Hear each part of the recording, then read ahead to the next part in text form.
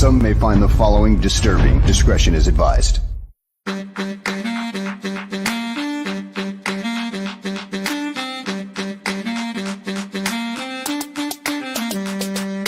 Bears. Because of the way they play the nickel corner here, and the nickel corner plays 88-85% of the snaps. He's got to be like part linebacker.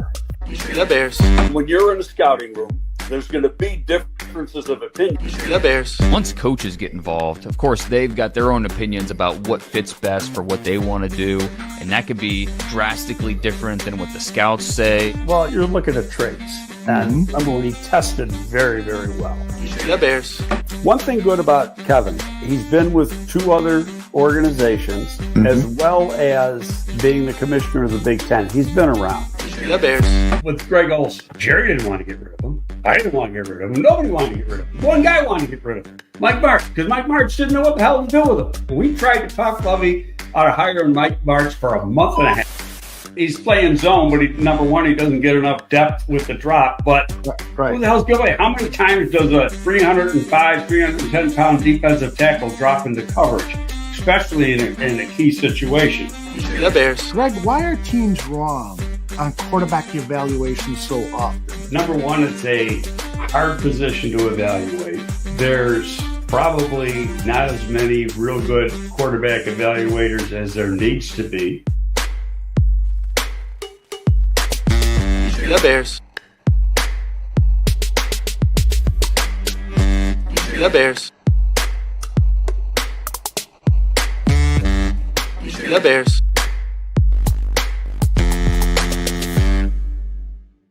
Welcome, everyone, to a fresh edition of GTF, Gabriel Talks Football. My name is Aldo Gandia, and we got fresh programming for you throughout the week. Tomorrow, Buffon 55 at 8 p.m. Central. Bar Down Talking Hockey at 2 p.m. on Wednesday. Bare Their Souls, 8:30 on Wednesday. Two more shows on Friday. Weekend sports betting tips in the Willis Twin Towers. And then on Sunday, we rack everything all over again with the Barfly Tailgate Show at 9 a.m. and Fantasy Football Goon immediately after that show. But you're here to see this man talk. His name is Greg Gabriel. Greg, how are you, my friend? I'm doing good. You know, you got all these shows going, Aldo, and last May you're going, I got to cut back. I can't do all this. And now you got more than going than you ever did. Seems that way, right? Yeah. I hear you. You know, it's like your bride's going to slap you around, son. Yeah, really. She said, you come up with one more podcast and I'm going to make you an offer, Podfather, that you can't refuse. And I'm like, okay, honey. That's it. We are done with any more new shows, at least for this season. We'll see what happens next year. But boy, oh boy, Greg, yesterday, what was your heart rate like as we were going through that game? I can tell you the honest truth. I still thought they're going to come back and win. Yeah, you predicted a win. Don't forget. Yeah, well, that's part of it. But, you know, I'm watching the clock. And I'm thinking to myself, and this is right before they called their second time out, so it would have left them once. I'm thinking, just let the guys score. And then you got plenty of time to go get a field goal. You know, and literally the next play, the Bengals scored, and then Bears go down and get a touchdown. Now, obviously, that drive didn't start out too good. Mm-hmm. Two incomplete passes, but then Caleb scrambles for a first down. And at that point, I said, this is over. One pass completion, and they got the field goal. Right. So, you know, I felt good. But at the same time, you know, I can get a little excited during games. And so, you know, a few choice four-letter words come out while I'm watching and the Bengals are coming back. And my poor dog, now I was going to say little dog, but you know how big he is. You know, he like is laying down in front of me and he jumps up and he's looking at me like, what did I do wrong? What did I do wrong? You know, and I feel so, oh God, it's like stabbing me with a knife because I feel so bad when that happens. So then I got to run out and get him some treats and reassure him.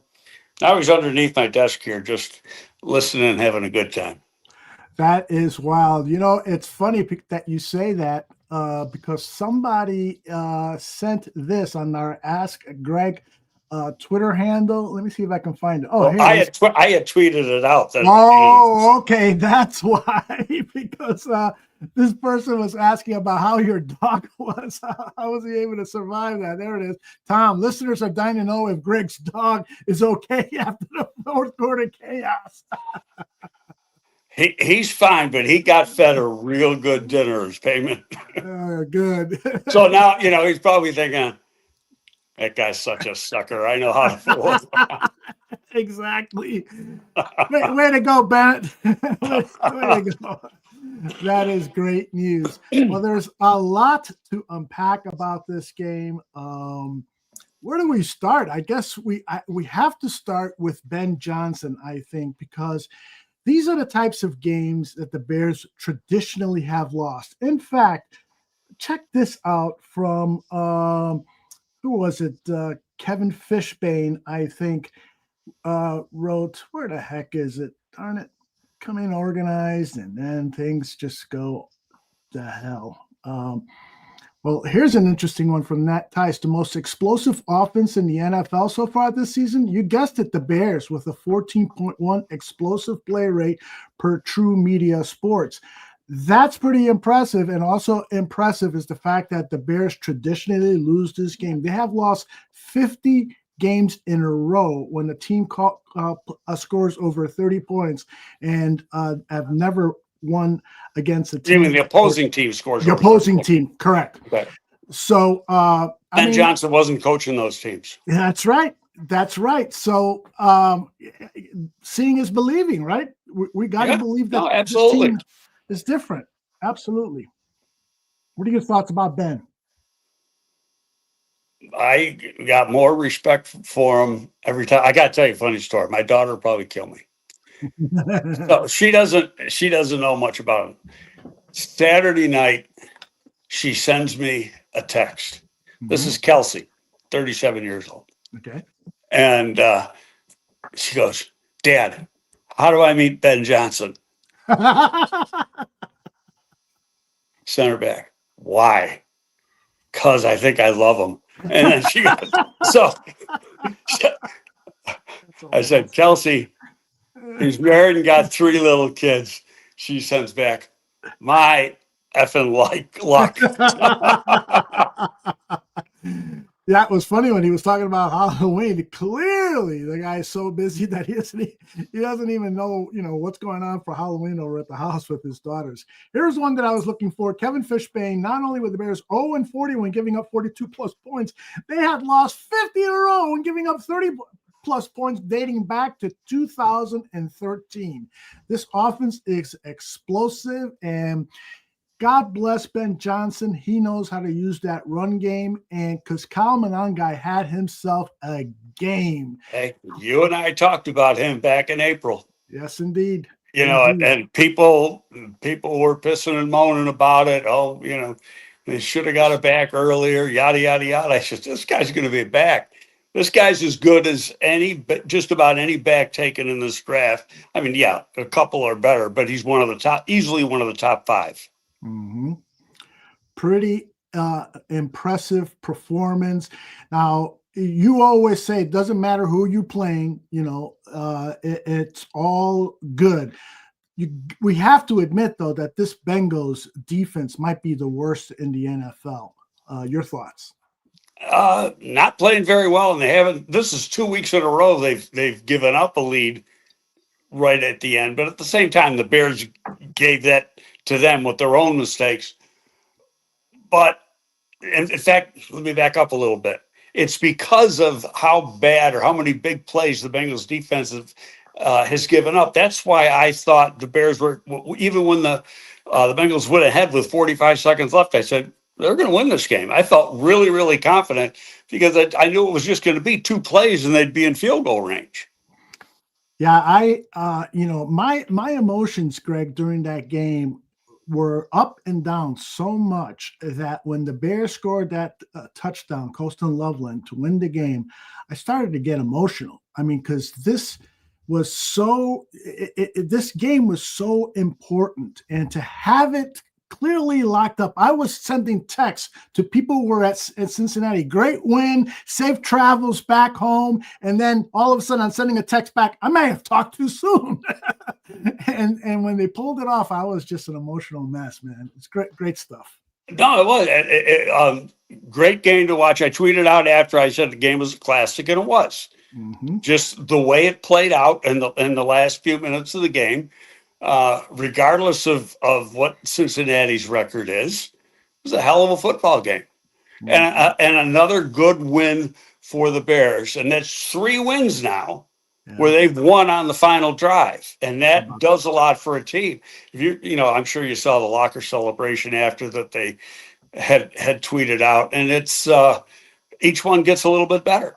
It does indeed. And for those who have not seen it, I think I got it here. This is a short version. Here we go. Good, better, bad. Good, better, bad. Never let it rest. Never let it rest. Good gets better. Good gets better. Anybody gets better. Anybody gets better. Bears on 3. 1, 2, 3. Bears. Greg, that will you never cut out be all the parts where he had the F word that they bleeped out. I know. But I tell you, that little saying that he found, it's never going to get old. It's never going to get old. That's a great rallying cry for where this team is developing and how they can get to maybe the best team in the NFL someday. But what you see in these little locker room videos is when you take your eyes off of Ben, just look at the players. Mm-hmm. Mm-hmm. And the look on their face, and you can tell instantly that they are buying into everything. Yeah, I am so in agreement there. That team, I mean, I look at Caleb's face during that. He's like praising the Lord. Oh, he's like a little boy. Yeah. And in his post-game. How about this? Okay, we got to pitch you a little bit. Okay. I pissed and moaned about Aikman a couple of weeks ago. Archuleta's the absolute worst. Oh my goodness! And you know what? He's only a Bear for 1 year, so he doesn't count as being a Bear in my book. What an ass! Oh, it's like, are you watching the same game, dude? Yes. Mm-hmm. Indeed. He kept, saying, "Oh, the offense can't do that." They had the ball almost 35 minutes, well over 500 yards, and scored 48 points. Mm-hmm. What the hell are you watching? 280 yards on the ground. Yeah. And, the other thing is that at times he was saying things that it made me feel like this guy doesn't know football. And then I'm like, who is he again? Oh, he played football. How come he doesn't know that a quarterback has progressions? And so when he's complaining that Caleb didn't see some guy wide open to his left when he was looking to his right, it was because the pressure's coming on. He didn't have time to get to that part of the progression. So it was stupid comments. Absolutely. And I was thinking the same thing in my mind. There is a progression on every pass play that the quarterback has to go through. There's a 1, a 2, a 3, and a 4. 4 could be wide open, but you may never get to them. Exactly. And you would think that this guy, as a safety in the NFL, played for Lovie Smith, that he would have the smarts to say something like that, but he didn't. He was just man, he really pissed me off. I had a post on X. I just said, will somebody from CBS grab Archuleta and tell him to STFU. I had to figure out what the hell the letters were. I love it. You notice, although I'm still trying to stay clean here. I noticed that. You're really doing a great job of it. Indeed. All right, we got to talk about the big play that won the game, and this is Colston Loveland himself talking about what was going through his mind when the touchdown catch happened. Plays called, just seam basically, split safety. So I'm thinking, I got a pretty good chance of getting this ball. Caleb, delivered it right on the money, right in my chest. And then it happened to kind of spin around. It was like, man, I'm still up, so may as well go try to score this thing. But yeah, it was it was tough because if I get tackled, we might not have enough time, I don't think, to clock it or, do that. So it was kind of just an in-the-moment thing. But, yeah, just all glory to God for that one, really. he is so right. If he doesn't get into the end zone, game's over. We lose. No, I don't know. They would have had 17 seconds, something like that. That's true. That's enough to get down there. Because he still had the kickoff, and the Bengals ran a couple plays. Right. That's right. That's true. So I get where he was. But the key to that play was the spin move. And, I watched that this morning. I didn't watch much of the replay, very little of that, but I wanted to see that. And that spin move he had was very instinctive. That's pure instinct. Not, you don't think about it. You just do it. Yeah. And it freed him up to get that run. And then you saw the speed. We have no time speed on him because he was hurt last spring going into the draft. Right. And people were putting 4.7 estimate. My ass. He's like 4.57, 4.58, easy. Yeah. I think you're right.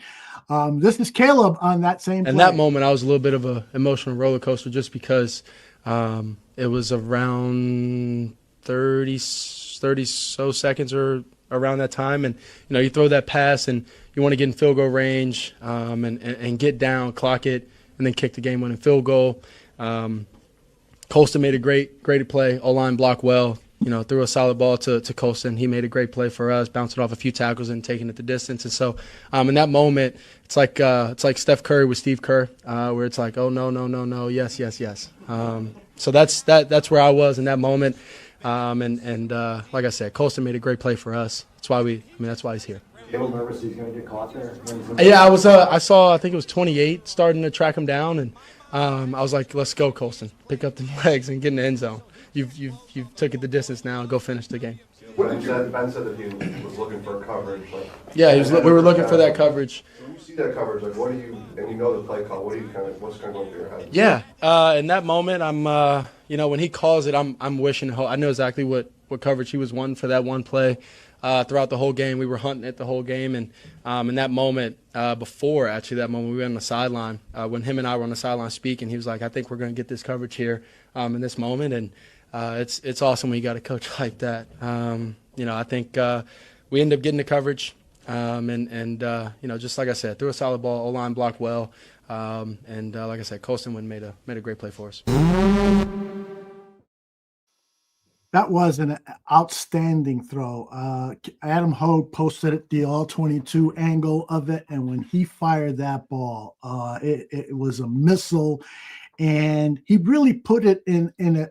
If he would have led Colston a little bit, I think Colston would have been tackled and not scored. So he put it in the perfect place for him to have a chance to score. Great stuff. Oh, it really was a good play. I want to change the subject just for a second. Sure. Only because I was thinking of it, and I saw there was a play on X that they showed Darnell Wright just burying Shamar Stewart. Did you see that play at all? No, I didn't. On X? No. I mean, he does an angle block, and he drives him about 4 yards to the left and down on top of him. I remember the play, yes. Okay, yes. So, and I don't know what the result of the play was. I'm just watching the block. Mm-hmm. And so let's go back to pre-draft, and all the different draft analysts had Shamar Stewart as a first-round pick. The Bengals took him as a first-round pick, and we talked about it. I said, this guy's not a first-round pick. Mm-hmm. He's got no production in his whole career. Mm-hmm. You're taking him as a pass rusher, and he had 4 sacks in his career, not a season, a career. That's right. Okay, going into yesterday's game, he had 1 tackle on the season. Mm-hmm. Wow. He had 3 total tackles yesterday. Holy cow. I mean, why draft a guy like that? When you look at the college tape and do the analytics, he produces. Run around in shorts. A perfect example of drafting a guy, how he runs around in shorts instead of how he plays the game. Yeah. Ryan Poles was often criticized that he scouts too much by how a guy looks like in his shorts as opposed to what he's I don't believe that, but is what it is. And we got to say, this looks a little different today than usual because for some reason my microphones aren't working plugging into my laptop. So I'm on my phone, and You look good and sound good too. So, well, as long as it sounds good, I don't care how I look. you gotta, do you remember Fernando on the old Saturday Night Live show? It's better to look good than to sound good. I'd rather sound good. People got to listen to me. I hear you. One of the things that I really liked about Caleb yesterday, and he talked about this after the game, was him running with the ball. Listen to Caleb. My legs can be dangerous in any moment, but definitely in key moments. And so, when they cover the guys down, don't always have to scramble and just, do those cool plays and things like that. On scramble drill, go get the yardage, get down, live to fight for another down. When the big shots come, or anything like that, the completions, checkdowns, whatever, just make them and, keep the team moving. The numbers look pretty good for Caleb yesterday. 20 out of 34, completion rate of about 59%, 280 yards passing. He had 4 touchdowns. One of them was a reception. The creativity of Ben Johnson, I think, really aided Caleb's game yesterday. Is that fair to say? Yeah, I think the more they get into this offense, so, we're only, 8 weeks in? Mm-hmm. And not quite at the half point of the season. And so now things are starting to click a little better. Mm-hmm. It's familiarity with not just Caleb in the offense, but all the offensive players. But how about, we said it for a second at the beginning. You got to have a shout out to Monungai. Oh, yes, indeed. He was awesome.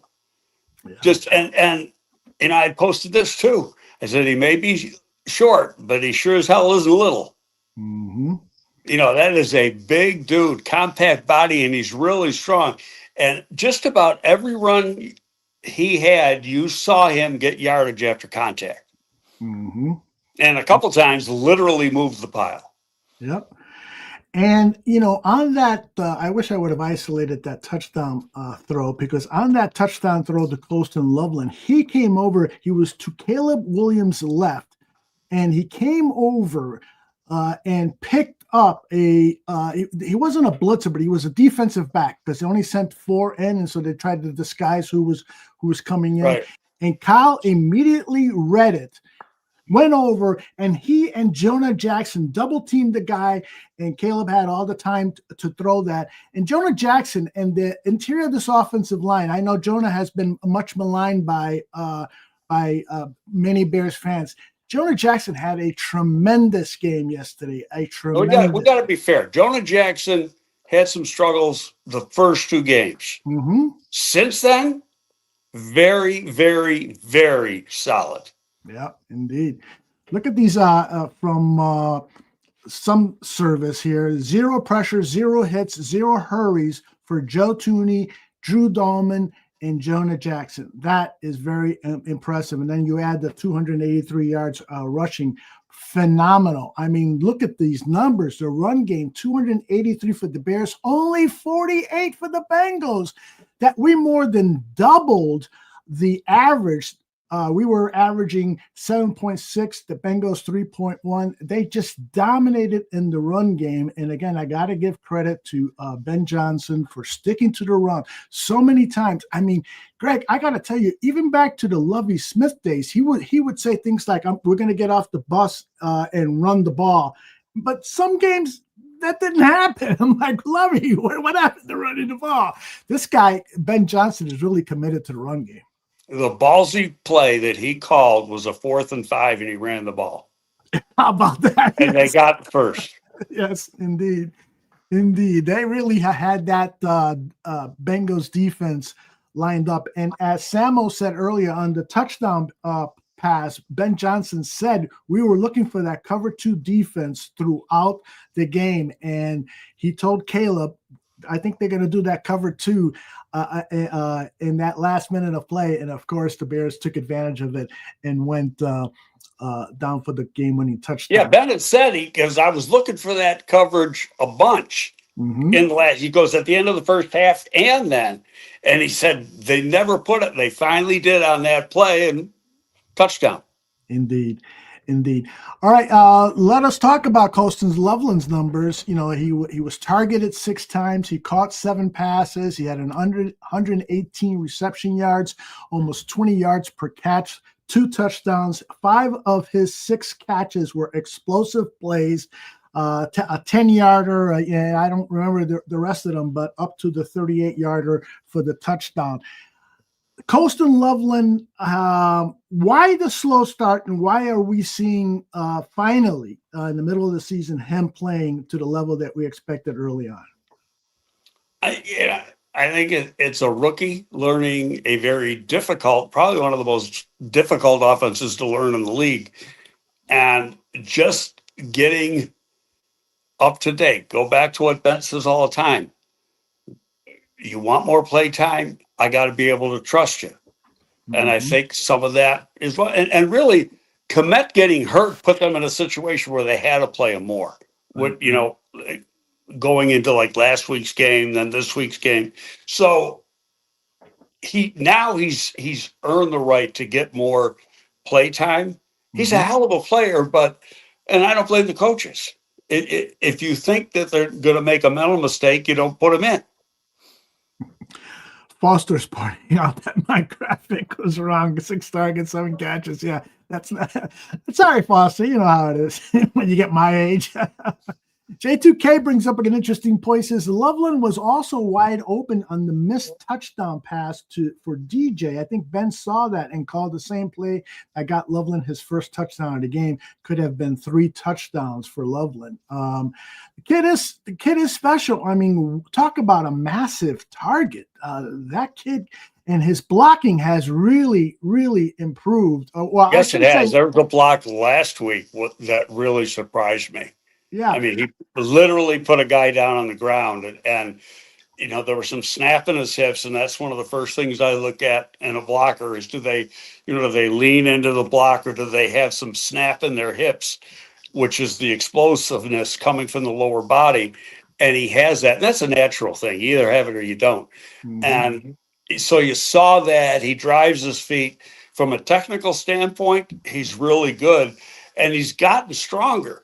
So, you know, and he's probably still going to get a little bigger. He'll probably still get 7, 8, 9 pounds bigger, you know, between the end of this season and next year, because he's still a puppy. He only was in college 3 years. How much tape did you see of him when he was at Michigan? Because I was going to correct myself. I don't know if he was a good blocker or not at Michigan. Do you know? No, he wasn't. I thought that was the weak point. But, you know, it was brought here. And you're saying, hey, dude, you're going to block.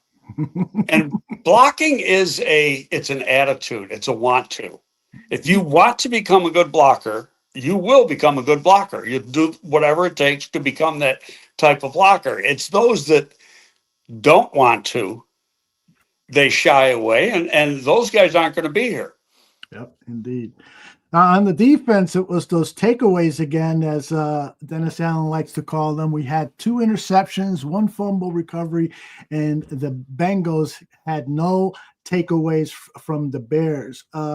This Bears defense really got handed, I mean, they gave up a lot of yards and points yesterday. Oh, you got a beat up secondary when Stevenson was really partially injured. You got Wright, who's really like a number 3, a third string quarter, not a backup corner. Yeah. Gardner Johnson was playing in his first game. Did I expect that many yards? No. Right. But he also had 2 great wide receivers on that team at Cincinnati, and Flacco was on. His experience showed. Yep. Same time, if there was a better pass rush, and they had 3 or 4 sacks, that was fine. He wouldn't have done as good as he did. Indeed. He had Flacco had 470 yards passing, 121 of them went to Higgins and 111 to Chase. Higgins made an outstanding catch. I thought that was intercepted. I really did. In live, I thought, oh, it's an interception. Or maybe stepped out of bounds. And then they shot. My God, he got a touchdown. There was nothing wrong with the coverage on that play. Nothing. The coverage was good. It was a great catch by Higgins. And I'm sure at Halissaw, when they're talking about the defense, they're going to talk about the explosive plays they gave up. 10 plays or more the defense allowed that were 21 yards or more. That can't continue. But as you said, it's a banged up defensive backfield. Did you keep your eyes on Gardner, our new slot corner, at least for the next couple of weeks or so? And if so, what did you see out of him? Well, I mean, he obviously made a big play and a key play with that blitz coming off the edge or off the corner. But did I watch him carefully? No, that's what I do when I rewatch the game, when I got time to rewatch the game. But it's probably not bad, but I'm guessing, to be honest. I mean, there's just so much to watch. You know, I say all the time, you only can watch, if you're going to watch a player, you only can watch one player at a time. You know, absolutely. In a game like that, I want to watch the game, not one player. Well, he did make some good plays. I mean, he came in, I think he got an official sack on a blitz play. Right. And so he made an impact right away. But it's going to take some time for him and the other defensive backs to get on the same page. And so hopefully we'll see a vast improvement when the Bears play the Giants, who are really deficient in the wide receiver position. Darius Slayton, Wendell Robinson, and the third guy's name I don't remember, but this is a team they're facing on Sunday that has nowhere near the firepower that the Bengals have. No, and they have yet to win on the road.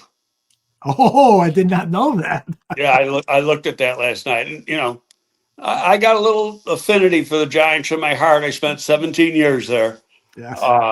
And I love the Maras, but at the same time, that's a bad football team. And I really think the world of Brian Daboll. I thought he was going to be a good head coach, and maybe part of it's just the circumstances. Yeah. You know, the team he was handed, and who knows what's, you know, if they could have made better deals or better acquisitions with Joe Shane, the general manager, but it hasn't worked out for Brian. He will not be, if he gets fired, he's not going to be out of work very long. He will be an offensive coordinator like a minute later. Yeah, indeed. There's no doubt about it. I wanted to share this. You mentioned the Maras, and so this quickly popped into my head. There was some video that was shot yesterday of George McCaskey's reaction to the game. Oh, that was priceless. Oh, here it comes. I got to tell you, seeing George act in such a manner, it was so special because we never see him this emotional. This was great. Anyways, this is the video. You never see him down there. He's always up in the box. Yeah, I wonder why he came down so early. I don't know. Probably because he was pissed that the Bengals got the lead. I agree. He was going to choose somebody out, maybe, but he doesn't do that. I mean, take a look at this. It's 20 seconds long. His celebration.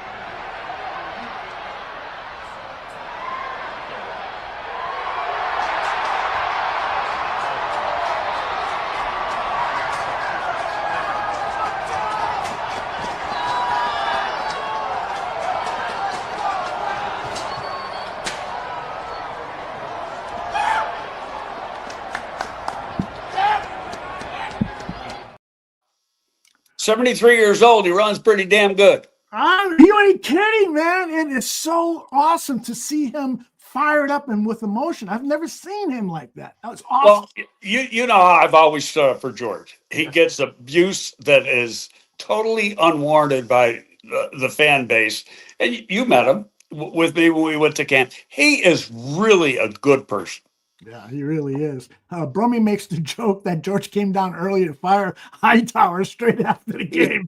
Hightower did have a hey, we said it last week. He's got the gun to his head right now. Indeed. This is the kickoff return yards the Bengals had yesterday. 297 yards on 8 returns. That's a 37-yard per return average. That was awful. And although that isn't just a one-game thing. They have been giving up yardage on kickoff returns all year. Mm-hmm. And they got to do something, with that, because it's terrible. Now, granted, the second half it was better, but still, they got to do a better job. They have to do a better job. And at the same time, the kickoffs aren't good. As far as the kickoff returns, the Bears aren't getting yardage you should get. Right. And so that all falls on Hightower.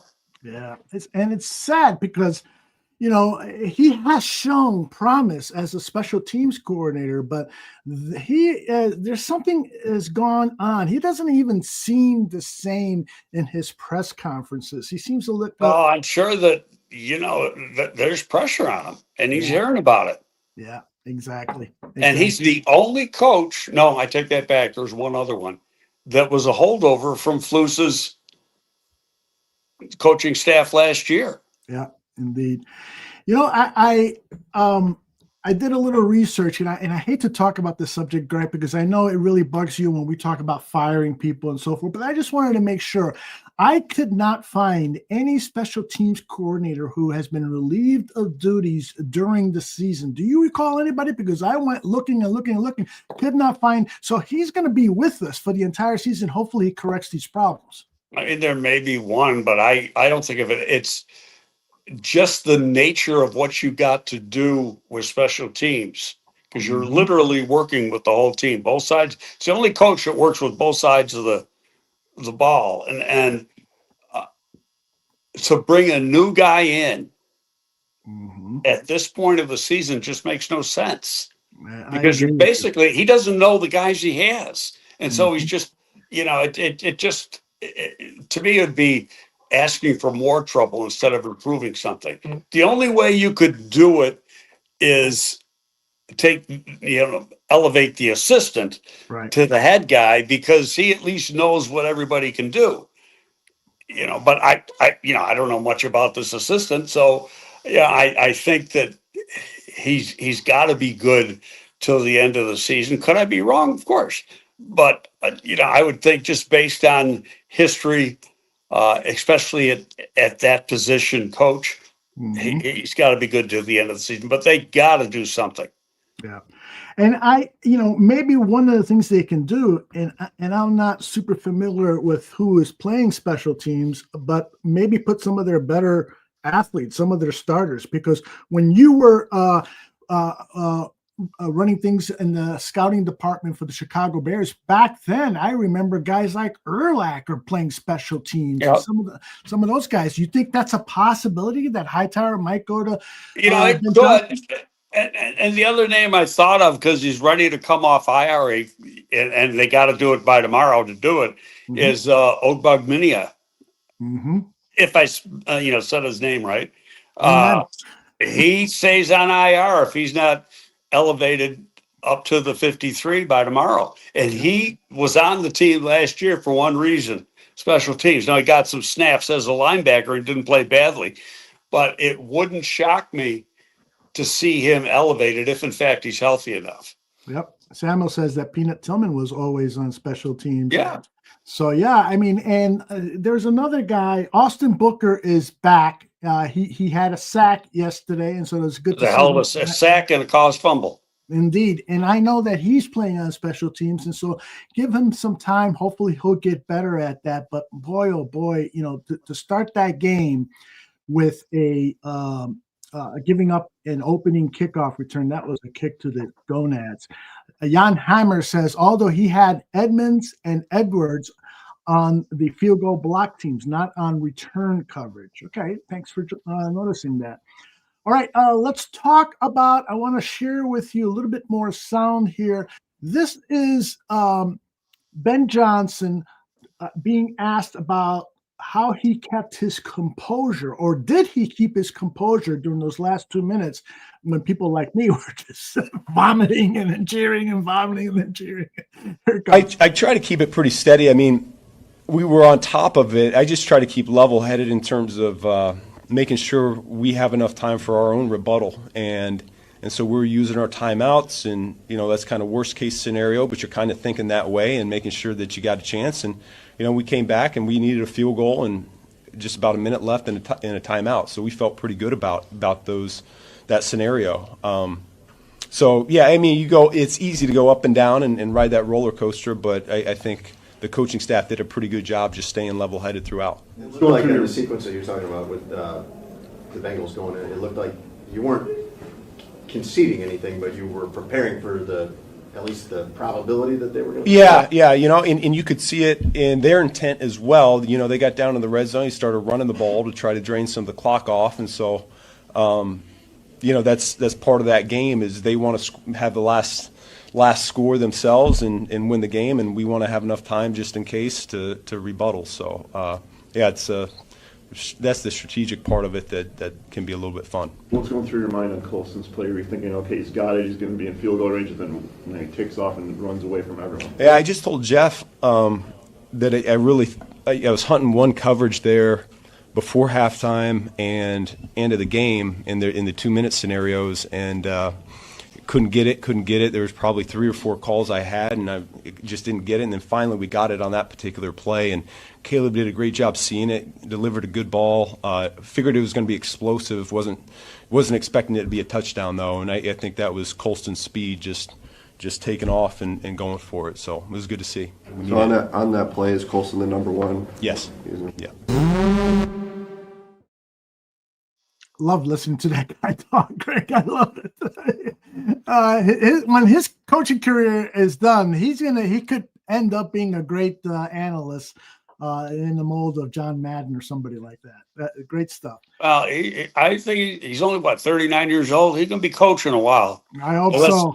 You know, I mean, he's probably the best young coach to come into the league since McVay. Mm-hmm. Yep. I have to agree with that. And, you know, I talked to Teddy Monago, was on my staff, works for the Rams now. He was in town a couple weeks ago. We went out to dinner. And, you know, we're talking about McVay, and really McVay and Johnson. But, you know, the personality that you see from McVay when he's talking to the media, he's kind of lighthearted and fun and everything. He goes, that's not the case when in practice or during a game. You know, he could be a hard ass too, and Ben's the same way. Like Ben said yesterday in that presser, he goes, I don't think you want to be around me when I'm talking into those headsets. That was funny.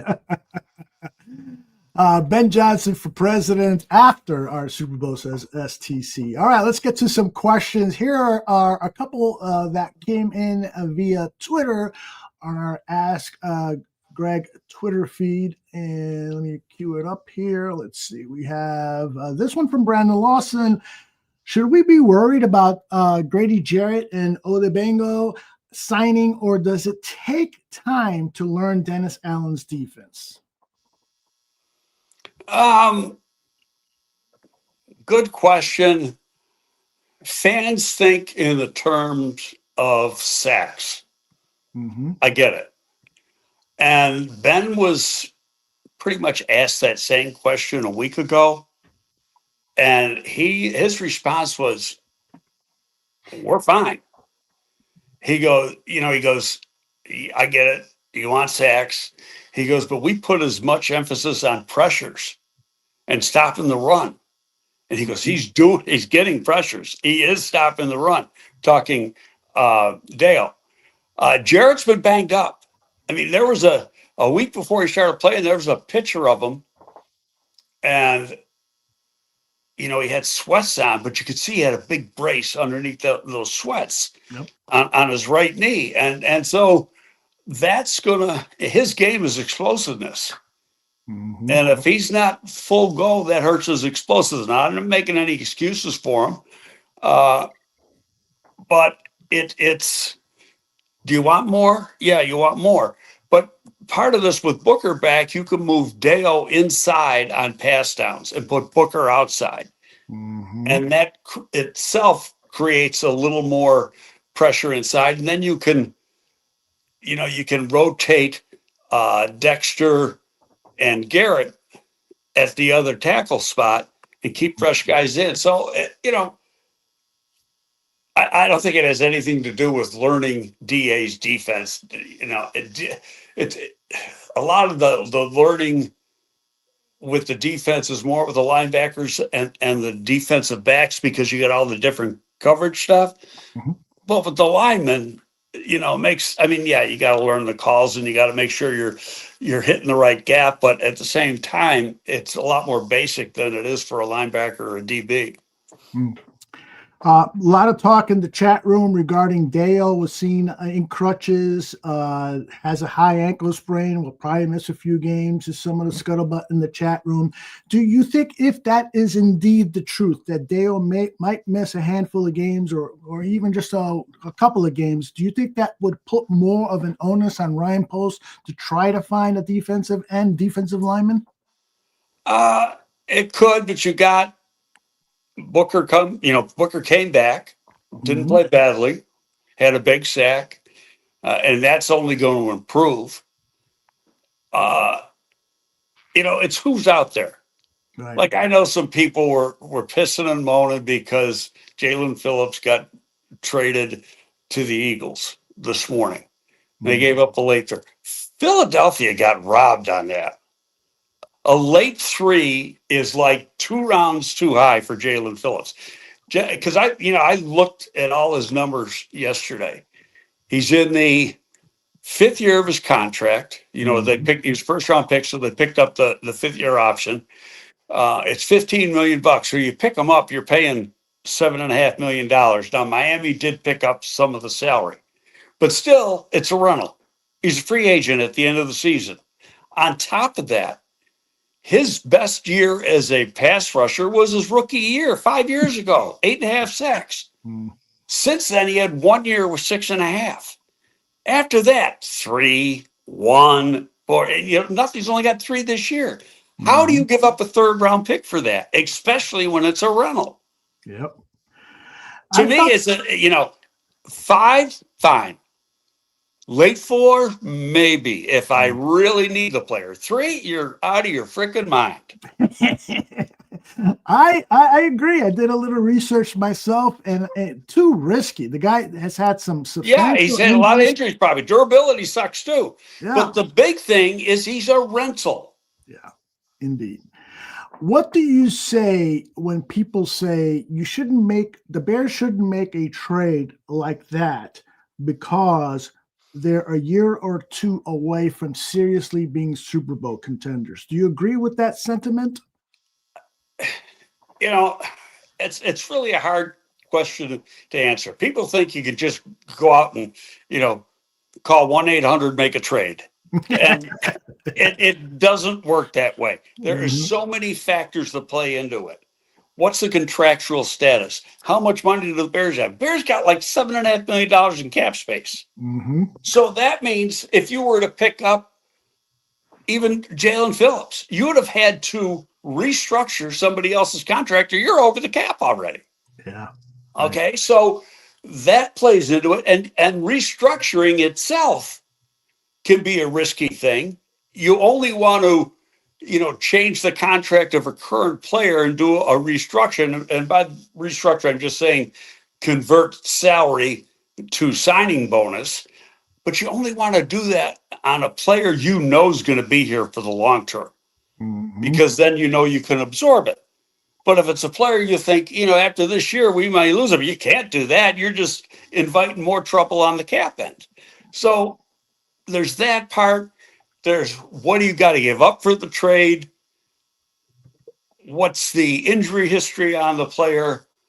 How about the personality, the person himself? Is he going to be a fit? Now people say, okay, Gardner Johnson. Well, Gardner Johnson has, just 2 years ago was with Ben in Detroit. And he's also been with DA. So you have a case where the head coach and the defensive coordinator personally know the player. And he's got some issues, but it's like, we can deal with it. Okay. But in some of the other cases, if you don't know anything about the player, you got to make calls. And can you trust the information you're getting? Indeed. Yep. Let's get some more questions out of the way here. This is Aaron Current. I don't know who's available, but we need a pass rusher, maybe a cornerback, because we're getting. I would say you need a corner before you need a pass rusher, and I get where fans are coming from, but the secondary, you get a lot of times the defensive line helps the secondary, but the secondary's got to help the defensive line too. Mm-hmm. If the guy's not open, the quarterback isn't going to throw the ball. Yeah, indeed. Okay, and I think you need at least one more corner. Now, is there anybody out there? I don't know. Supposedly Lattimore might be on the market.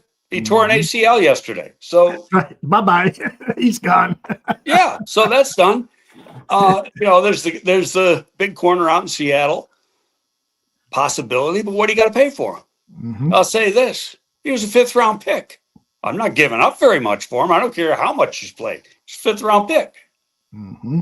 Yep, I get you. It is a good time to ask J2K's question. Let me dig it out here. J2K, where'd you go? There it is. Trade deadline is tomorrow. Could you see a reunion with cornerback Alante Taylor and Dennis Allen? Taylor has been rumored to be on the trading block. He could be a had for a late round draft pick. What do you think? I don't know his game, so I don't think. Okay. I'll play dumb on that one. What about, I got one for you, Rasul Douglas. He's with the Miami Dolphins. He's much traveled, so he probably is not a great locker room guy, but Rasul Douglas is the type of guy who can come in and give you a half a season of good play at the cornerback position. What do you think about Douglas? Well, I mean, that's a player I'm familiar with. He was with Buffalo for a few years. I don't think Buffalo had a problem with him. Mm-hmm. He was fine, but Buffalo's been up against the cap, and he became a free agent. It's not like they cut him. He was a free agent. They drafted a corner in the 1st round, and it's like, we're going to a rookie contract, not another veteran contract who deserves some money. Right. So, I mean, that would be. He hasn't been with Miami that long, but would they give him up? Are they going to have a fire sale? Who knows? We're going to know, within the next 24 hours. I know if I was making a trade, I'd rather make it today than tomorrow. Main reason being is you do it tomorrow, unless it's done early, he doesn't get into town until Wednesday, which means he doesn't practice Wednesday. Right. Okay, so I'd rather have it done today strictly for that reason. You get him here, you get a medical on him, you get him, all his equipment stuff. You can spend some time with the coaches and learn a little bit, and then go to practice on Wednesday. Mm-hmm. We've got questions and comments about Tariq Woolen, but I saw on X that you really haven't scouted Woolen very carefully, so you probably wouldn't know whether he'd be a good fit for the Bears or what the Seahawks might. I liked him coming out. I liked him coming out of college. I did him coming out of college. Okay, and I really thought the Seattle got him at a bargain price when they got him as late as they did. He is a tall corner. DA loves tall corners. Mm-hmm, he's tall and long, and he can run. So from that standpoint, and he can play press. So looking at all that stuff, he's a fit. Now, I don't know anything about, in doing my job with the agents, I don't know anything about the character unless I make a bunch of calls to people I know, scouts in the league who've made school calls. Mm-hmm. So that part I'm guessing. Could there be a character issue with him? I don't know. There might be. And maybe that's why Seattle wants to get rid of him. Sometimes, a kid just needs a change of scenery. Yeah. Tell you, he's that long type of cornerback that I would love to see on the Bears. He's like 6'4". Yeah, really, really long arms. And he can run. Yeah, he can run too, exactly. J2K says about Taylor that he played 3 years with Dennis Allen. He's like a chess piece. He has sacks, tackles for loss, played safety, played nickel. He's a great fit for Dennis Allen and could. Okay, safety and nickel. Where's the fit? Yeah. You just pick up Gardner Johnson for that job. Right. So the question is, can he play outside? Because that's the biggest need right now. Well, that's, DA would know that, but if he can't play outside, then to me, it would be a no. Mm-hmm. Yeah. Team Skeletor says, I think we need a defensive end over a corner. I have You got to Tyler pay for Striper. a defensive end. Okay. good one. So, Yeah. and number one, who is it? Again, you can't go 1-800 make a trade, Mhm. and say, well, I want this guy. This guy might not be available. It's who is actually available. Yeah. You don't make a trade to make a trade. Yeah. Question regarding yesterday's game. Booker had a great sack, but, and I thought this too, King Booker World, do you think that Coach Johnson was maybe a little upset with Booker when he got that sack because he missed the fumble? He was celebrating. Austin Booker started celebrating and the ball was loose. Yeah, but they recovered the fumble. Bears still got the ball. They did, but still, it's a bad look when you're celebrating and your teammates are fighting for the loose ball. I get it. First game back. He hadn't played all year. Mm-hmm. He's excited. I'll give him a pass. Yeah. Do you think, Brummy Bear asks? He might not have even known he caused a fumble, to be honest with you. Oh, I bet he didn't. Because he would have been in there. And speaking of fumbles, what is your take? I know what my take is on the DJ replay. Moore? Turned it over, called a fumble on Flacco with Tez knocking the ball out of his hand, and Billings. How about Billings rumbling and stumbling with that ball? And then on replay, they said no, his hand was moving forward. I totally disagree with I the totally replay agree with you. because I should grab one of my balls here. Just a second, let me get it. Hell, I'm going to isolate that. I should grab one of my balls here. I'm going to isolate that for there's hopes. By the way, guys get game balls. That's what they look like. No, look at that. They hand That's them a beautiful. ball there, but that's what they get. Yeah. Anyway, so he's throwing the ball, and the ball gets knocked out of his hand. When his hand's going forward, the ball is like, well, you can't see it. Ball was like this. Right. It wasn't straight. It was loose in his hand. That's fumble. Okay. Yeah, that call, the Tremaine. He did not have a grip on the ball. Yeah.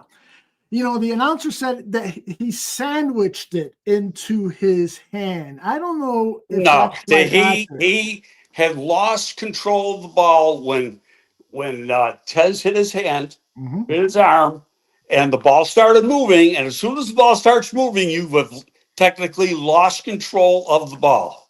Mm-hmm. Yep, indeed. The other call that I think the official screwed up in was the Tremaine Edmonds interception that he was ruled down.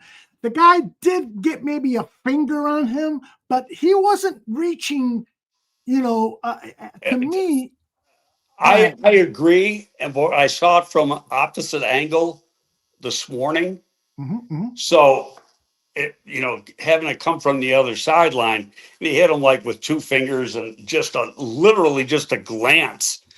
But when you read the rule, you touch a guy, he's down. Oh.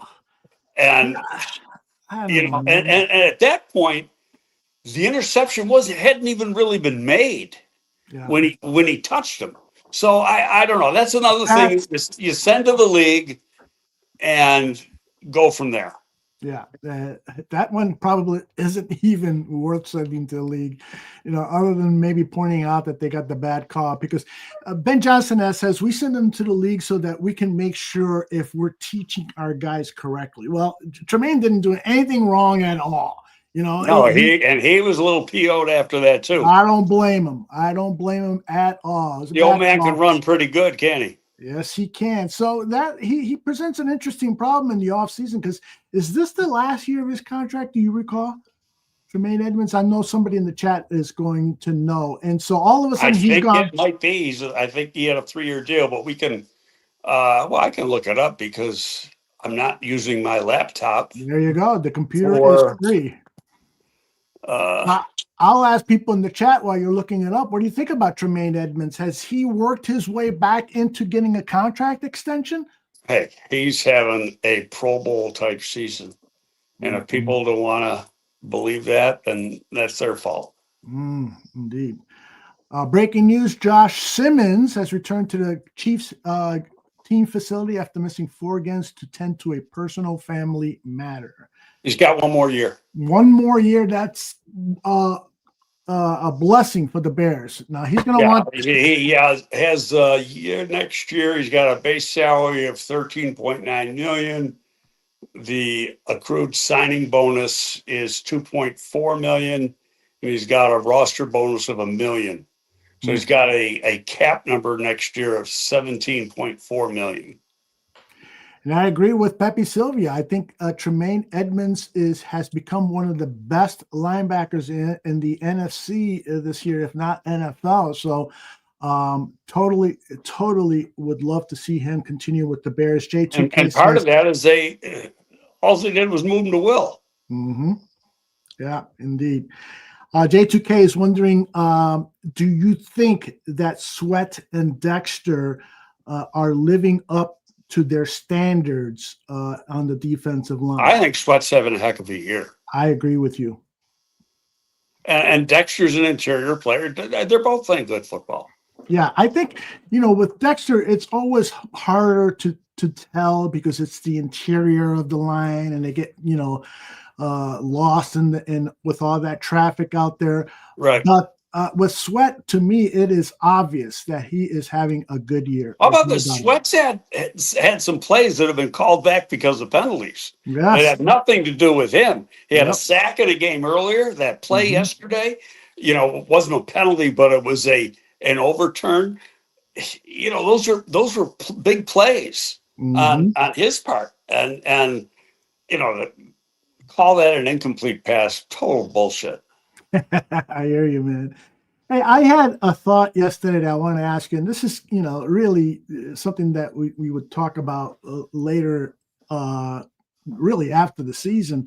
But if you had a choice right now to draft a left tackle or a defensive end that could give you some pass pressure, what would you do? I think you already know what my answer is. Who's the better player? There you go.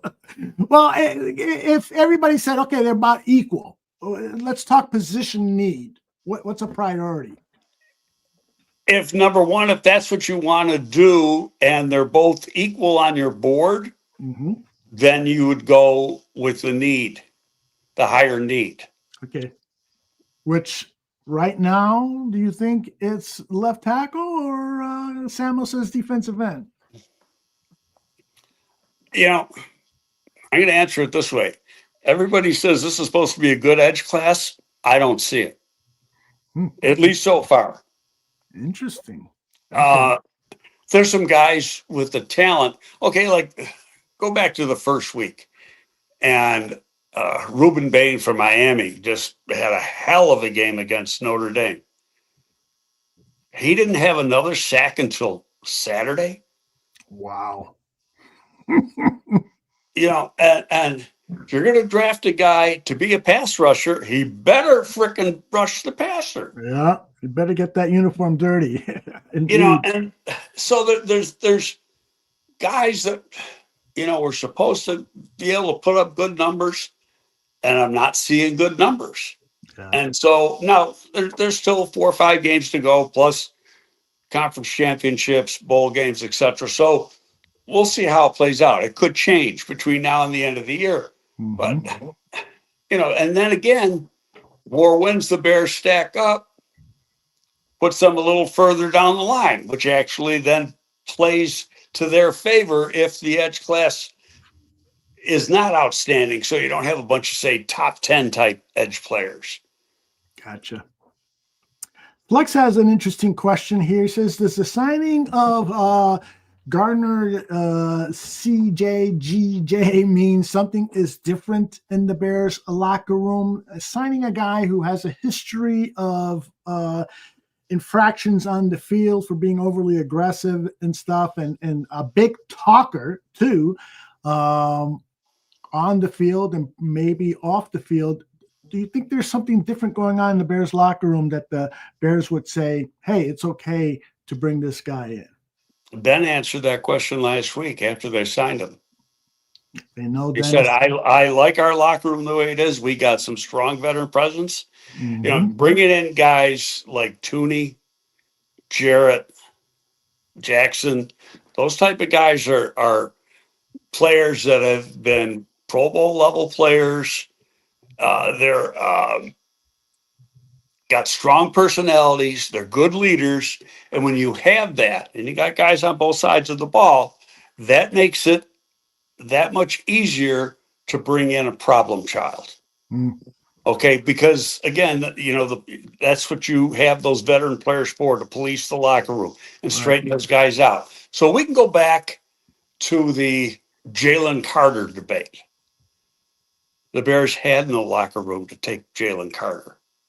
Okay, could you take Jalen Carter with these guys? Mm-hmm. Yeah, you might be able to, because it's a whole different scenario. Yeah. And I agree with King Booker World here. Darnell Wright is playing his butt off. He is. He's playing for that fifth. You know, they got to pick up his fifth-year option. If they pick up his fifth-year option by like May 1st next year. So he's playing for that. And that's, you know, probably $17-18 million, maybe more. Yeah. And Greg, am I remembering this right? The Bears picked up Leonard Floyd's fifth-year option, but then rescinded it. I don't recall exactly what happened, that? but you can't do that. But when you rescind it, he becomes a free agent, I think. Okay. I gotta. There's some fine print on that one.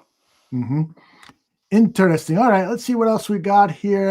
Polarized. But when you do pick it up, his salary for that fifth year is guaranteed. Mm-hmm. Yep. I agree with Jan Hammer here. It says, can we stop overreacting on rookies after half a season? Triple was certainly a choice, but give him some time to find his footing. Absolutely, Mr. Who's Hammer. that? Who's he referring to? He's referring to, you know, people talking ill of Ozzie Trapillo because he's not seeing the field out there. But heck, it's still too early. Those second round. You know what? I know he had like 8 snaps as a blocking tight end a week ago. I'm sure he had more than that last week. All that helps him.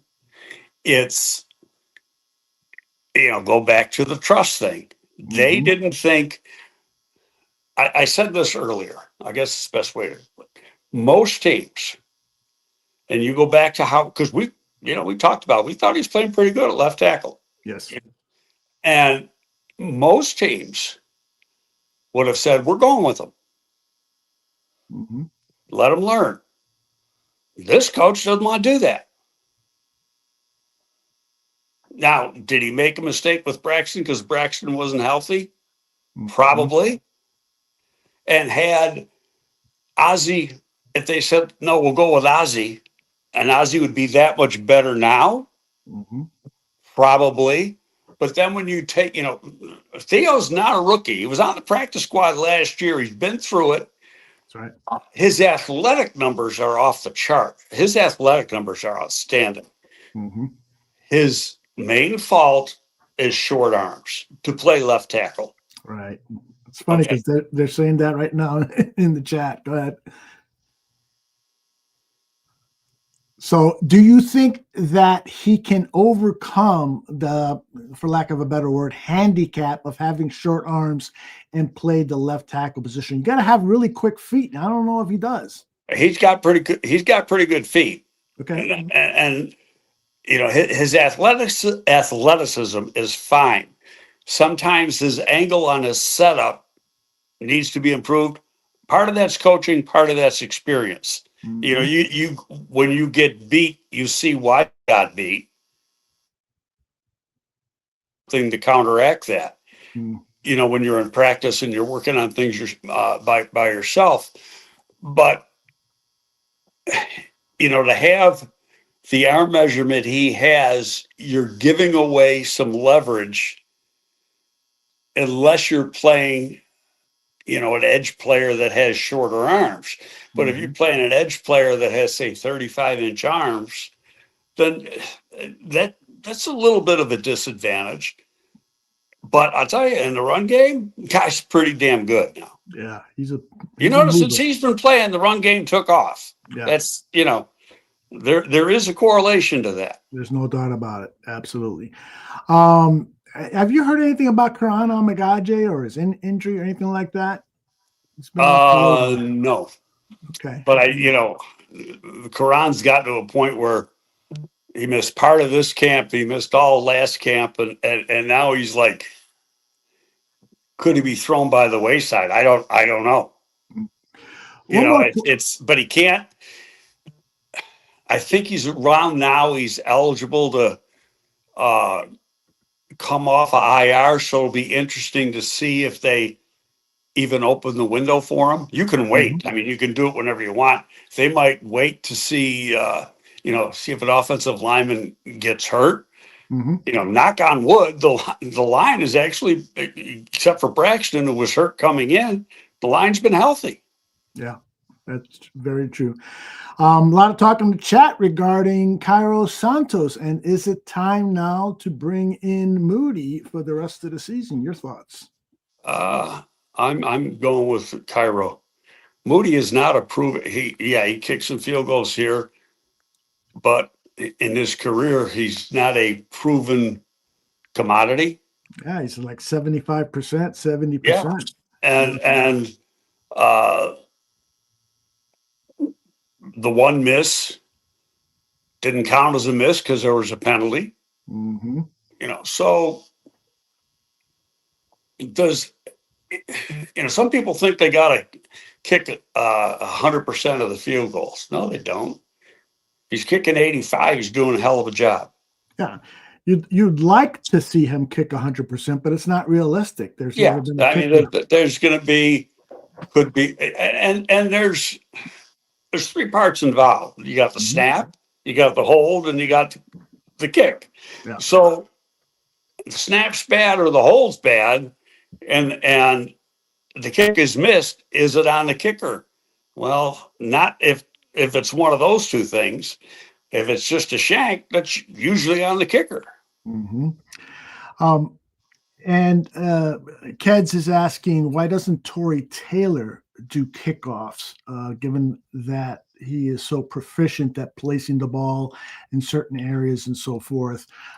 I've wondered that too. And you don't forget, you don't want to kick the ball in the end zone. They get the ball. Right. They get the ball 35-yard line. Right. So it's a matter of being able to directional kick, and punting and kickoff are entirely different skill sets. Mm-hmm. Okay, if you're playing by the rules 2 years ago and just say boom it, so they get the ball at the 25-yard line, fine, let them kick off. Yeah. But here you gotta place it, theoretically, but you want to place it somewhere between the 10 and the goal line, and you want to place it in the corner. It's not an easy thing to do. It's not. Oh, no doubt. The other thing about Moody, because when 2 or 3 weeks ago, I went to Pro Football Reference and took a deep dive into his stats when he was with the 49ers. There was a lot of issues there. A lot of issues. This guy needed a new environment, and maybe a new environment, and now he's going to become an 85+% kicker. Right. But at San Francisco, he was nowhere near that. He was a problem child. So to give him the keys to the job over Cairo Santos is a big leap of faith, in my opinion. Yeah, I mean, obviously it's a coaching decision. Mm-hmm. So they got to. It's a situation that Ben would have to make that decision. Ben, along with Poles, really, because of the money involved. He had signed an extension. I don't remember how long ago he signed the extension, but there's money involved. Mm-hmm. I mean, theoretically, the best thing would be, he aggravates the injury and you got to put him on injured reserve. Then you don't run into that money problem because the other guy's just getting, veteran minimum anyway. Yep. I think, I will say this to Bears fans. I remember, and I was part of the group, saying, we got to get rid of Robbie Gould. That guy, he's missing too many feet. He went through a slump during the John Fox era. They got rid of him, and then we regretted it Yeah, and then he was Mr. Automatic out of San Francisco. Exactly. We got a fairly good thing with Cairo. He's second all-time Bears kicker in terms of field goal percentage. Everybody wants. I got to say, I'm in this chat that I've told you about. Mhm. There's about, I don't know, 15 guys in it or something, and I make no comments on game day because these people go insane.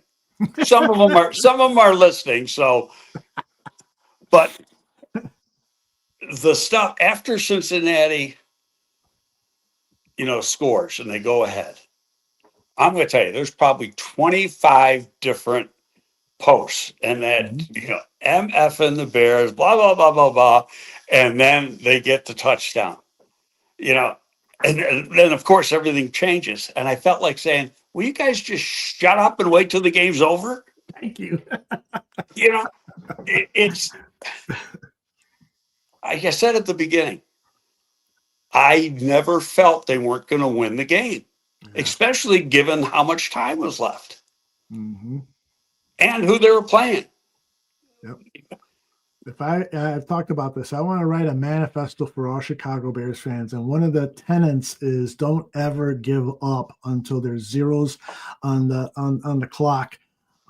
Because anything can happen. I've seen it. I remember Greg Latta against Kansas City Chiefs back in the 1970s, catching a pass and everybody thinking, oh, miracle, miracle. And it was. The Bears won. But it happens. It happened yesterday. So keep fighting for your team. We want them to keep fighting. I won't call it a miracle. And Ben said it right in the locker room. He said, I know one thing about this team. Keep it close in the fourth quarter, you're going to win.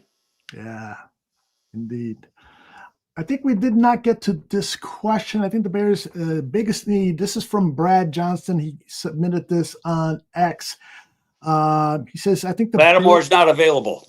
He tore his ACL. Right. So, and then he says, when Gordon gets healthy, replace Brisker with Gardner. No, that's not going to happen, Brad. I don't think that's going to happen. That's not it. But thank you for submitting the question. Let me see if I got any more questions here. But I do agree with him. You need an upgrade over Wright. Even though on that one play, Wright had really good coverage. But you need something better. But put it this way. If Wright goes down or if Stevenson goes down again, you're really hurting. Yeah, indeed. Really, really hurting. And I expect Stevenson is going to get back on track here against the Giants and not look quite as bad as he did yesterday. He just looked lost out there.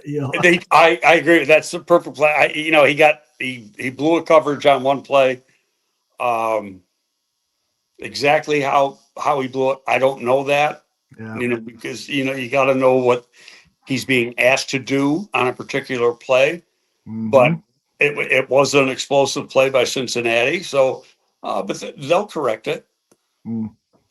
All told, his play's been pretty good. Okay, got hurt. That could cause him to slow up a little bit, but that was a mental mistake, not a physical mistake. Yep, indeed. Let's see. I got a question here from J2K. Where did I put it? I think I put it over here. Maybe I didn't. Oh, here it is. Greg, there's a lot of anti-Poles fans out there. Where do you rank Poles compared to other NFL general managers? Number one, I like Ryan. And is he doing an A+ job? No. Is he doing a lot better job than he did the first year? Absolutely. Don't forget, Ben Johnson's here because Ryan Poles wanted Ben Johnson, and Ben Johnson wanted here. So don't take that out of the equation, okay? Because that is part of the equation. Yeah, indeed. Interesting question here. This is from Brummy Bear. Oh, not that one. Sorry, Brummy. We already asked that one. Shouldn't there have been a 10-second runoff when the refs awarded the Bengals a 5th timeout? I think they're talking. Go ahead. Yeah, there was. And I turned down the volume a little bit because I couldn't stand listening to Archuleta anymore. So there was something there. I don't know exactly what happened, but I think if they didn't run it off, they needed to run it off. They had no timeouts. Yeah, right. Because of the injury, right? Yeah, it was an injury. It should have been 10 seconds. Yes. So there should be some kind of penalty associated with that, but nonetheless, the other play that people were asking about was the DJ Moore touchdown. They asked for a review. The Bengals asked for a review. It was, and I got bitten by it. That's right. That happened to John Fox when he was coaching the Bears too. I was at that game. Yeah. But people were asking, well, why didn't they take a timeout away from the Bengals? Because they lost the challenge. And well, they didn't lose the challenge. They won the challenge, but they also ruled. How did they win the challenge? It was a touchdown. It was a touchdown. They were saying it was a fumble and went out of the end zone and they should have had the ball. Well, then and number two, it didn't go out of the end zone. It went out of bounds. Well, then why didn't they lose a timeout? That's a good question. Yeah, I think it was because what were they challenging exactly? Because I think what they exactly what they were challenging, I don't think has ever been clarified. My assumption listening to the people on TV was that they were saying it was a fumble, the ball went out of the end zone, and so they should have gotten the ball. Okay, I don't agree it went out of the end zone. Yeah. Okay, it went to the side, right, out of bounds, and it should have been, where he fumbled the ball, which would have been at that point, if you were right, maybe that far away from the goal line. But as it turned out, he crossed the plane, and all you got to do is, grab the ball again. Just this much of the ball got to cross the plane, and it's touchdown. Yep. Now, in saying that, I'm not sure the DJ had total control at that point. Yeah, that was close, man. That was close. But it's still, they were good. Because it would have had to hit in the end zone and go out for it to be out of the end zone, come out of the end zone. That's a awful rule to begin with, and why they don't get rid of it. The defense makes a bad play, and they get rewarded for a bad play. I mean, that's a stupid rule they have in the books. Speaking of rules, Dr. Truth has one. I think I missed this. Silly question for Greg or anyone else. When Caleb threw that ball off the upright, he threw a ball off the upright in the second half? He threw it deep. He threw it. He's being pressured, and he just threw it deep, and it hit the upright. Oh, I didn't notice that. Yeah, a little doink action. Gotcha. Is that a dead ball as soon as it hits the upright? Or yes. Is it, okay. Another question here. This one from Eric. Greg, can we get your thoughts on Dan Quinn's decision to play Jaden Daniels coming back from an injury despite being down 31 points? I didn't watch 1 second of that game.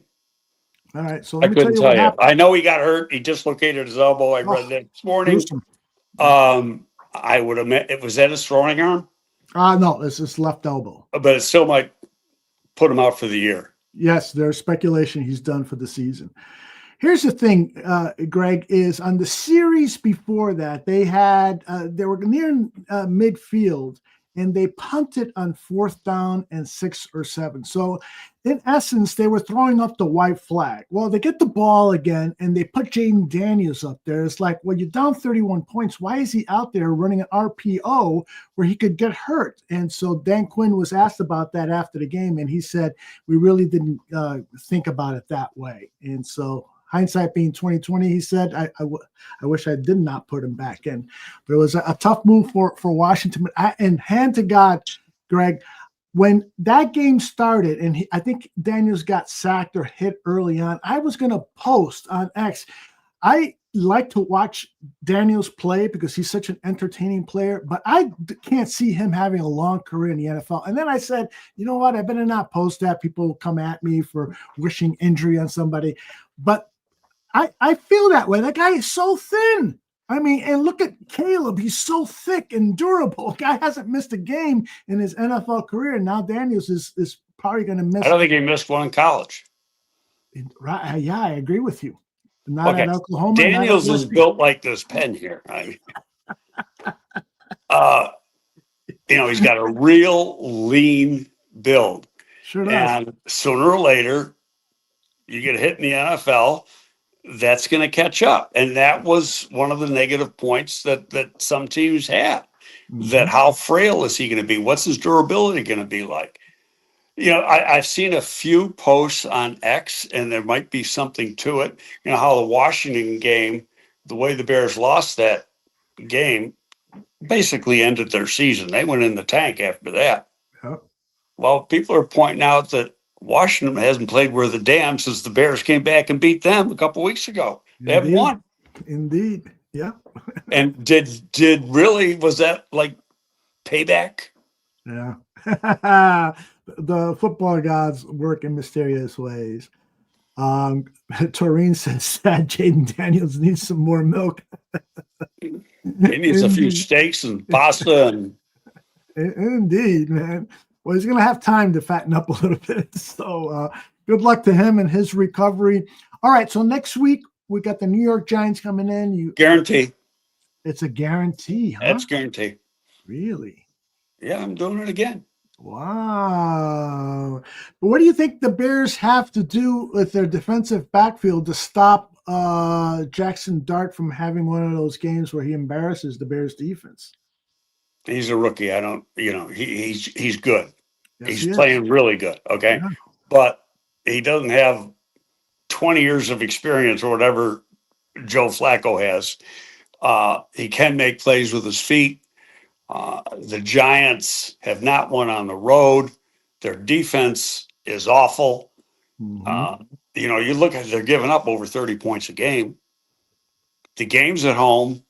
Now, I didn't look today, but last night I looked at the weather, and it's only supposed to be like 41 and maybe some showers in the morning, but then clearing. But, that could change. That's Sunday night's a 7-day forecast, and that could change dramatically between now and then.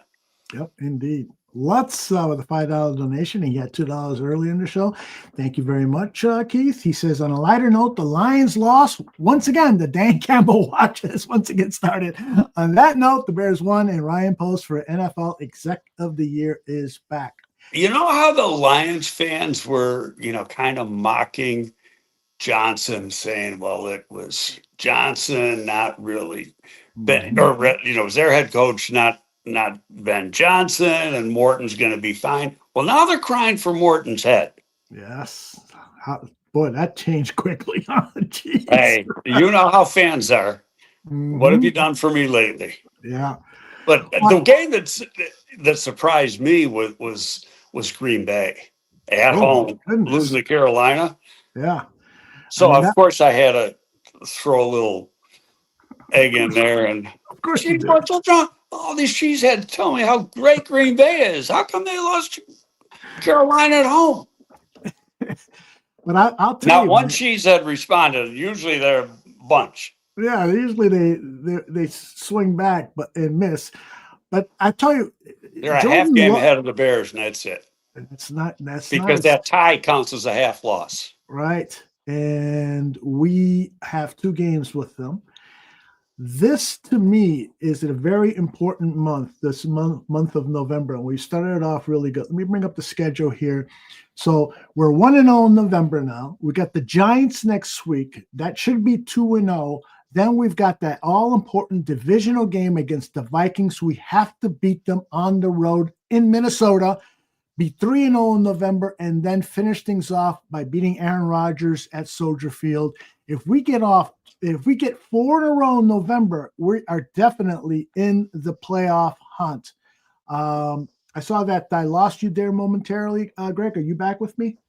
Yeah, I'm here. My phone I was trying to get something that came down like a pop, but I'm here. Okay, good. So do you see it the way I see it, that these 4 games in November, I'm not counting the Eagles game on that Thanksgiving weekend, but these next 4 games of November are critical for the Bears' playoff chances? I don't know if they're to go 3-0. I don't think that's critical. I think they beat Pittsburgh at home. I think they beat the Giants at home. Minnesota looked a lot better yesterday with JJ than they have looked. That's going to be an important game. Bears are really a totally different team than they were week one when they played Minnesota. So that's going to be a really interesting game. Mm-hmm. It's in Minnesota. And actually, I kind of like that it's in Minnesota only because there really aren't elements. And, Eric Johnson could work better in a situation like that than playing like they might have next week weather-wise. Yeah. I'll tell you, here, another question for you. Do you think that these wins that people have deemed winning ugly, even some of the Bears players were saying, yeah, it was ugly, but we won. Does winning ugly give you some hesitation as to how good this team is in 2025? No, a win's a win. And it's easier to fix the mistakes off a win than it is off a loss. Okay? Yes, indeed. You get to the end of the season and you make the playoffs or you don't make the playoffs. Is that determined on ugly or beauty? Mm-hmm. Hell no. I'm here. It's determined on how many W's do you have. Yeah.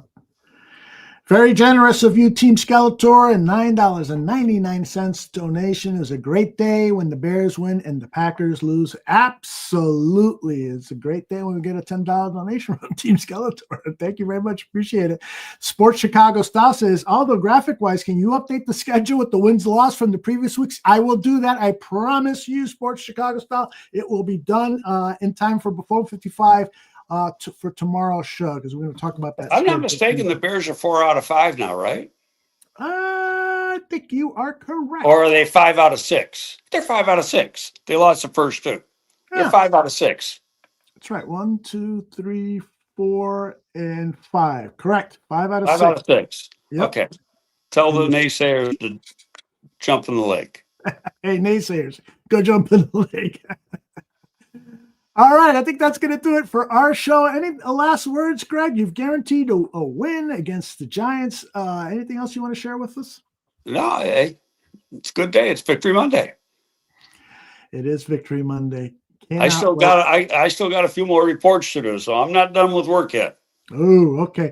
Well, and I may have to call you tomorrow if the Bears pull a trade, or even later today. Might pull one later today. Yeah. I got to figure out I'm going to turn off. I'm going to do what you said and restart my computer right away and see if that helps it, because it was, using the headphones I had, I was on with Swifty on Friday and there wasn't an issue. Yeah, I'm sure it's a power thing. It happens all the time with my computers too. So we will see you maybe later today, maybe tomorrow, or if not, next week after the Bears beat the New York Giants. Thank you all for the donations. Thank you for joining us live. Thank you all just for being our friends here at the Bar Room. I really appreciate it. Greg, talk to you soon. Okay. See you later, guys. Thank you, everybody. Bye-bye.